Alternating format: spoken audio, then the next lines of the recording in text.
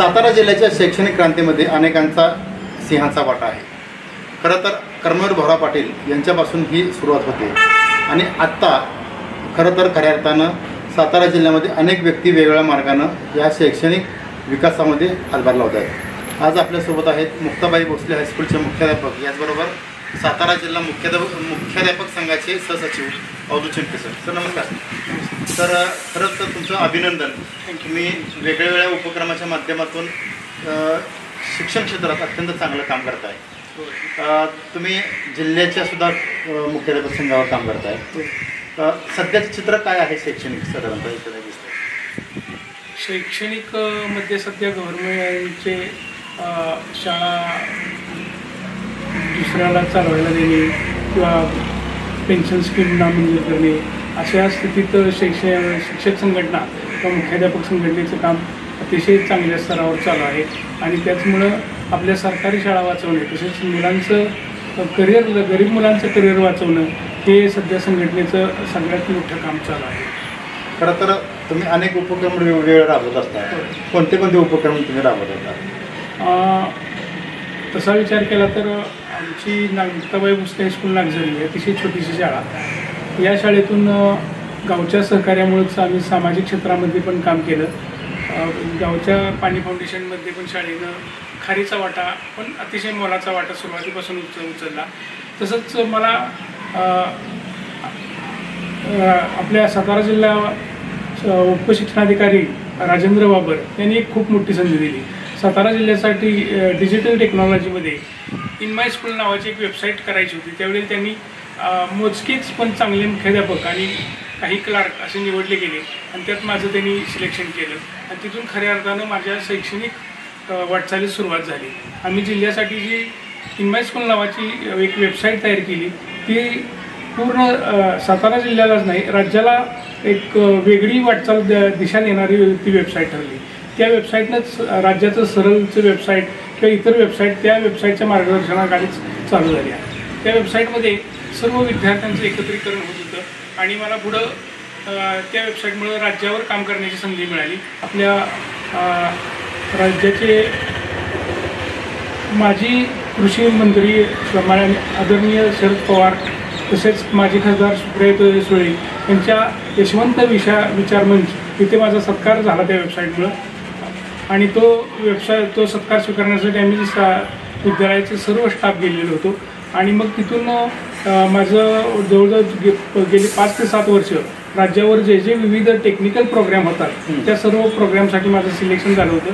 त्यामधलं सर्वात मोठं काम शाळा सिद्धीचं आहे। शाळा सिद्धी हे असं एक टूल होतं की ते संपूर्ण राज्यात वेगवेगळ्या पद्धतीनं शैक्षणिक मूल्यमापन होत होतं, परंतु दिल्ली निपानं असा विचार केला की प्रत्येक राज्याचं एकच मूल्यमापन टूल असावं, म्हणजे प्रत्येक राज्यात कोणत्याही अधिकाऱ्याची कुठेही बदली झाली तर त्या अधिकाऱ्याला त्या एकाच टूलमध्ये शाळेचं मूल्यमापन करता यावं म्हणून प्रत्येक राज्यातून काही लोक निवडली गेली। आपल्या महाराष्ट्रातून पण काही शिक्षक निवडले गेले, त्यातही माझी निवड झाली होती आणि मग असा प्रोग्राम तो मुंबईला IIT पोवई येथे घेण्यात आलेला होता आणि तिथून पुढं आम्ही शाळा सिद्धी आपल्या महाराष्ट्रासाठी एक वेगळं टूल निर्माण केलं। 7 क्षेत्र शाळेसाठी निर्माण केली। त्या 7 क्षेत्रामध्ये संपूर्ण शाळेचा विकास पाहिला जात होता। ISO मानांकन हे खाजगी आहे आणि ISO मानांकनामध्ये फक्त त्याचं भौतिक सुविधा, ज्या शाळेच्या भौतिक सुविधा सुंदर आहे, जी शाळा बाहेरून दिखाऊ स्वरूपात सुंदर आहे त्या शाळेला ISO मानांकन मिळत होते। परंतु अशा काही शाळा आहेत की ज्या अगदी साध्या ठिकाणी चालतात परंतु त्यांचं कार्य उत्तम आहे, या शाळेचा मात्र विचार कुठेही होत नव्हता। त्या शाळेचा विचार शाळा सिद्धीमध्ये होऊ लागला की बाह्य रंगरूप जर शाळेचं चांगलं नसेल परंतु तिथं त्या विद्यार्थ्यांची गुणवत्ता अतिशय उच्च दर्जाची असेल आणि तिथील स्टाफ ही अतिशय उच्च दर्जाचा असेल किंवा ती शाळा समाजात आणि समाज त्या शाळेत पूर्णपणे विभागला गेला असेल किंवा त्या सामावला गेलेला असेल तर अशा शाळेसाठी शाळा सिद्धी हे एक वरदान ठरलं आणि मग तो प्रोजेक्ट राज्यामध्ये राबवला गेला। त्यासाठी लागणारी 7 क्षेत्रासाठी 7 पुस्तकं लिहिण्याचं योगदान मला मिळालं, ती लिहिली मी आणि ती आपल्या सातारा जिल्ह्यासाठी ती अतिशय उपयुक्त ठरली।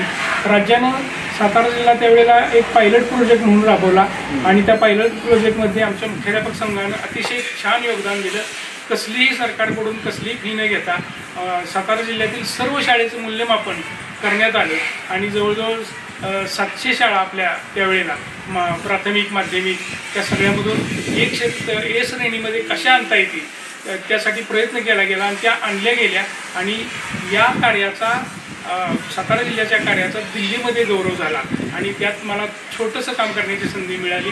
त्याबद्दल मी शैक्षणिक क्षेत्राचं किंवा राज्य SCRT विभागाचं अतिशय धन्यवाद देईन. सर, तुम्ही नागझरी ते मुक्ताबाई भोसले हायस्कूलमध्ये मुख्याध्यापक म्हणून काम करताय. किती वर्ष तुमचा अनुभव? माझं स्टार्टिंग 1992 पासून आहे. म्हणजे 30 ते 32 वर्ष मी नागझरी शाळेसाठी योगदान दिलेलं आहे.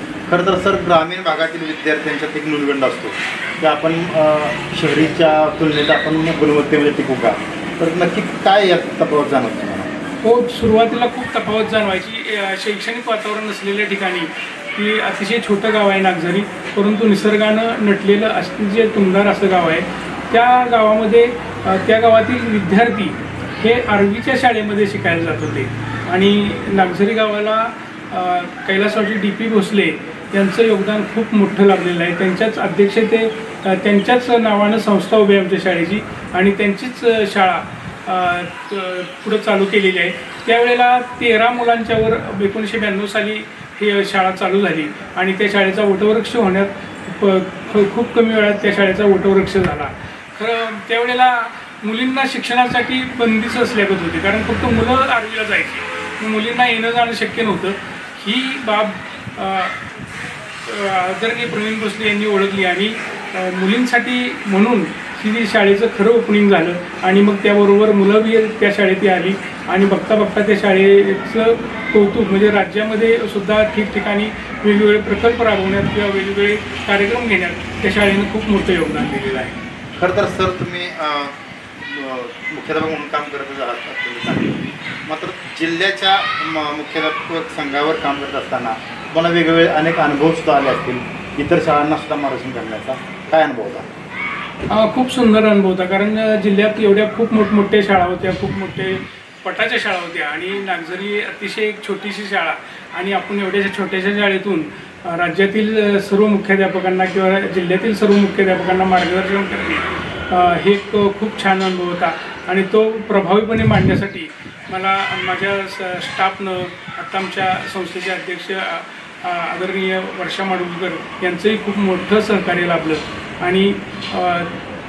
आणि प्रत्येक वेळेला शाळेचं कुठलंही जिल्ह्याचं कुठलंही टेक्निकल काम असताना त्यात मला बोलावलं जायचं, ह्याची धन्यता खूप वाटायची आणि ते काम मी अतिशय हिरिरीनं करायचो आणि अजूनही करत आहे. सर, तुम्ही जिल्ह्यावर नेतृत्व करता येतात, राज्यावर सुद्धा मुख्याध्यापक संघावर तुम्ही नेतृत्व कराल, मात्र स्वतःची शाळा मात्र तुम्ही स्वतः 100% निकाल तुम्ही लावलेला आत्तापर्यंत इथे. हो. किती वर्षे आणि कशी गुणवत्ता टिकून ठेवली? शाळेचा निकाल जवळ 10वीचा 100% आहेच. त्याचबरोबर आणखी एक शाळेचं वेगळं पण सांगता येईल ते म्हणजे शाळेची संस्थेचे अध्यक्ष म्हणजे कैलासवासी DP भोसले हे त्यांना कुस्तीमध्ये खूप मोठं नाव होतं त्यांचं. त्यांनी ते पूर्वीच्या काळीचे पंजाबचे मल्लसुद्धा नागझरीमध्ये राहिल्याचंही आम्ही ऐकलं होतं आणि मग ती थोडीशी परंपरा चालू ठेवण्यासाठी आम्ही मुलींना कुस्तीमध्ये पारंगत केलं आणि आमच्या शाळेच्या बऱ्याचशाच मुली राज्यापर्यंत चमकल्या. त्याचबरोबर म्हणजे कम्प्युटरमध्ये स्वतः मला पण बऱ्यापैकी चांगलं नॉलेज होतं, आमच्या स्टाफला पण ते नॉलेज होतं आणि मग आम्ही मुलांना त्या मुलांच्याकडं मोबाईल नव्हते, कम्प्युटर नव्हता, तरी ते शाळेला शासनाकडून 13 कम्प्युटरची डिजिटल लॅब शासनाकडून मिळाली होती. त्याचा फायदा घेऊन आम्ही कम्प्युटर क्षेत्रामध्ये पण मुलांना अतिशय वेगवेगळ्या ठिकाणी चमकवलेलं आहे. असं प्रत्येक क्षेत्रामध्ये आपल्या शाळेचं कोणत्या ना कोणत्या प्रकारे नाव आलेलं आहे. ग्रामीण भागातील विद्यार्थ्यांनी गुणवत्ता वाढीसाठी काय प्रयत्नशील करावे किंवा शिक्षकांनी काय त्यासाठी योगदान द्यावं? आत्ता डिजिटलचा जमाना आहे, मुलं मोबाईलपासून वेगळी करणं सध्या अशक्य होते. अशा वेळेला त्यांना संस्काराची गरज आहे, संस्कार महत्त्वाचं देणं गरजेचं आहे, मोबाईल टाईम कमी करणं गरजेचं आहे.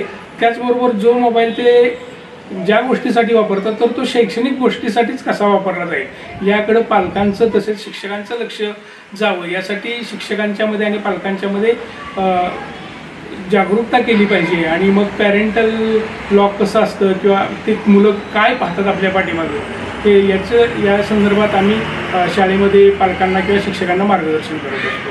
सर खरं तर त्याला जोडून एक प्रश्न आहे. तुम्ही मुख्याध्यापक आहात आणि जिल्ह्यावर फक्त तुमच्या संघटनेने नेतृत्व करत आहे. खरं तर 10वीपर्यंत म्हणजे वयात आलेली मुलं आणि मुली आहेत. खरं तर हा विषय खूप सेन्सिटिव्ह आहे, मात्र तितकाच शिक्षकांनी सुद्धा पालकांची सुद्धा जबाबदारी आहे. तर तुम्हाला असं वाटतं का की ह्यावर काय आणखी तोडगा आपण काढू शकतो या विद्यार्थ्यांनी? बरोबर आहे. मी जसं म्हणलं की शाळा शिक्षित आम्ही सर्व क्षेत्रामध्ये काम केलं होतं, तर त्यामधलं 6वं जे क्षेत्र आहे ते मुलांच्या याच विषयावर आम्ही त्याच्यामध्ये काम केलेलं आहे. तर त्याच्यामध्ये मुलं वयात येताना हा जो टॉपिक आहे की जे तज्ज्ञ डॉक्टर आहेत, तज्ज्ञ महिला डॉक्टर आहेत, तर अशांचे व्याख्यानं शाळेमध्ये ठेवणं गरजेचं आहे आणि ती ठेवावी. आणि मग गुड टच बॅड टच याचं मार्गदर्शन त्या मुलांना कशा पद्धतीनं देता येईल किंवा ते कसं प्रभावीपणे देता येईल आणि आपल्याच घरातील काही लोकांच्याकडून सुद्धा मुलांना हल्ली धोका असू शकतो किंवा समाजात वावरताना त्या मुलांनी कसं वागावं, नुसत्या मुलींनाच नाही मुलांना पण या बाबतीत धोका असू शकतो. आणि हल्ली मुलं थोडीशी काय म्हणता येईल की मोबाईलच्या ह्याच्यामुळं ऐकण्याच्या मनस्थितीत नाही. म्हणजे ऐकणं बरेच पालक तक्रार करत असतील आमचा मुलगा काही ऐकतच नाही. तर अशा वेळेला त्याला आपले संस्कार कसे राबवता येतील त्याच्यावर कशा पद्धतीनं मूल्यमापन म्हणजे त्याचं संस्कारक्षम पिढी बनवण्यासाठी आम्ही खूप प्रयत्न करतो. एक वेळ थोडंसं शिक्षण कमी मिळालं तर चालेल, परंतु पिढी संस्कारही व्हावी यासाठी अगदी आपली भारतीय संस्कृती जपावी यासाठी वेणी, 2 रेबीन अशा अगदी सामान्य टिकली मुलीला असावी. त्या साध्या साध्या गोष्टीमध्ये आम्ही लक्ष घालून त्या पालकाचं प्रबोधन करून आणि त्यांना मोबाईलपासून कसं वेगळं ठेवता येईल, पण ज्यावेळेस वापरतील त्यावेळी शैक्षणिक पद्धतीने वापरता येईल आणि गुड टच बॅड टच किंवा असे जे व्हिडिओ आहेत किंवा त्या प्रत्यक्ष मार्गदर्शन कार्यशाळा घेऊन आणि मुलींचे जे प्रश्न आहेत त्यावेळेला आम्ही डॉक्टरांना बोलवून ज्या मुली तरी पालकांना पण काही सांगू शकत नाहीत समस्या त्यासुद्धा उघड करून अशा मुलींना आम्ही प्रबोधन केलेलं आहे. सर एक विषय असा आहे, अनेक ठिकाणी मोठी ग्रंथालय आहेत, शाळामध्ये आहेत, गावामध्ये आहेत, मात्र गेल्या काही वर्षापासून ही ग्रंथालयाकडं म्हणजे वाचन संस्कृती मुलांचीच कमी होते काय अशी एक एकंदरीत आम्हाला शंका येते. तर शिक्षक म्हणून तुमचं काय ऑब्झर्वेशन आहे? हो अगदी बरोबर आहे. मुलांना हल्ली ग्रंथालय पुस्तक वाचणे खूप अवघड व्हायला लागले. मग यासाठीच उपाय म्हणून आपल्याच गावचे PSI प्रवीण भोसले आणि आमच्याच गावच्या सुनबाई वैशाली भोसले त्याही PSI आहेत. तर या दोघांनी मिळून आमच्या शाळेला जवळजवळ 1.25 लाखाचं ग्रंथालय दिलेलं आहे. ते ग्रंथालय कशा संदर्भात आहे तर MPSCची तयारी लहान वयापासून व्हावी. मग असं एक ग्रंथालय त्याचबरोबर सातारा आमच्या संस्थेकडून सुद्धा आम्हाला जवळजवळ 5,000 ते 10,000 पुस्तकं मिळालेली आहेत आतापर्यंत. आता किती पुस्तकं ग्रंथालयात आमच्याकडे जवळजवळ 10,000 पुस्तकं आहेत. आणि मग प्रत्येक दिवशी एक वर्ग आणि त्या वर्गातील मॉनिटर आणि त्या मुलानं कोणतं पुस्तक वाचलं आणि त्याचं थोडंसं विश्लेषण प्रार्थनेच्या वेळेस घेणे अशा पद्धतीचा एक छान उपक्रम आहे आमच्या शाळेत राबवतो. तसेच वाढदिवसाला जी चॉकलेट वगैरे वाटली जातात तर त्याला आम्ही फाटा देऊन त्या विद्यार्थ्याला परवडेल असं त्यानं एक छोटंसं अगदी 10 रुपयाचं का असेना एक छोटंसं पुस्तक शाळेलाच द्यायचं. त्यानं तो ज्याला जमेल द्यायचं त्याच्यासाठी सक्ती नाही. मग हा फाटा देऊन अशामुळं जवळजवळ आमच्या विद्यालयात जेवढे विद्यार्थी आहेत तेवढी पुस्तकं दरवर्षी आणि ॲड होतात. हा उपक्रम गेली 5 वर्ष आम्ही चालवत आहोत. सर आता शेवटच्या प्रश्नाकडे मी होतोय.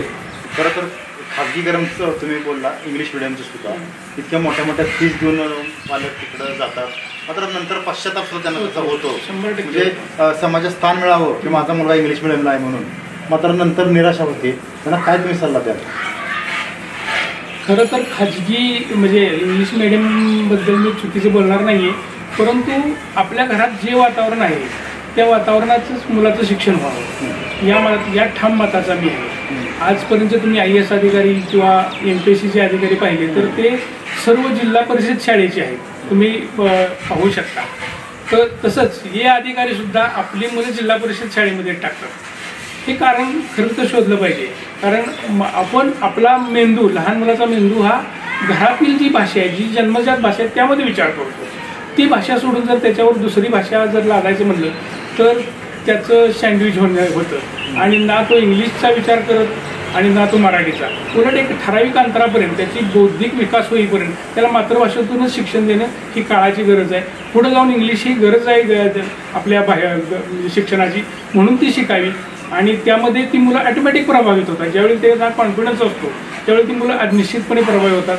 आणि तसा परिणाम म्हणजे आमच्याकडची जवळजवळ 100% मुलं आमच्या शाळेतच शिकतात. खरं तर हे होते अवधूत चंडके सर. चंडके सरांना नुकताच आता पुरस्कार एक जाहीर झालेला आहे. तर मनपूर्वक त्याबद्दल अभिनंदन. धन्यवाद. कोणता पुरस्कार आपला हा? ही गांधी विचार मंच एक कोल्हापूरची संस्था आहे. ते असं प्रत्येक क्षेत्रातल्या म्हणजे सामाजिक शैक्षणिक क्षेत्रातल्या व्यक्तींच्या माहिती घेत असतात. आणि ते एक वेगळी संस्था आहे की माझं एकदा कोल्हापूरला शाळा सिद्धीवरच कोल्हापूर जिल्हा मुख्याध्यापक संघटनेमध्ये व्याख्यान होतं. त्यावेळेला त्या संस्थेचे पण सदस्य होते. आणि त्यानंतर त्यांनी मला फोनवरून माहिती घेतली, माझ्या पुस्तकांचा परिचय घेतला किंवा मी माझं लिखाण किंवा माझ्या कामाची दखल घेतली. आणि त्याबद्दल त्यांनी महात्मा गांधीजींच्या 2 ऑक्टोबर रोजी जयंतीनिमित्त हा पुरस्कार देण्याचं सुतोवाच केलेलं आहे. तो पुरस्कार मानचिन्ह आहे, 5,000 रुपयाची पुस्तक आहेत. अशा पद्धतीच्या पुरस्काराचं स्वरूप आहे. एवढंच नाही तर अनेक पुरस्कार सुद्धा सरांना मिळाले आहेत. खरं तर सरांचं काम खूप मोठं आहे, कारण मुख्याध्यापक म्हणून स्वतः अत्यंत काम करतातच चांगलं, मात्र जिल्ह्याच्या इतर शाळासुद्धा चांगल्या डेव्हलप व्हाव्यात यासाठी त्यांचा प्रयत्न असतो. आणि सर तुम्ही आमच्याशी बोललात, धन्यवाद. धन्यवाद.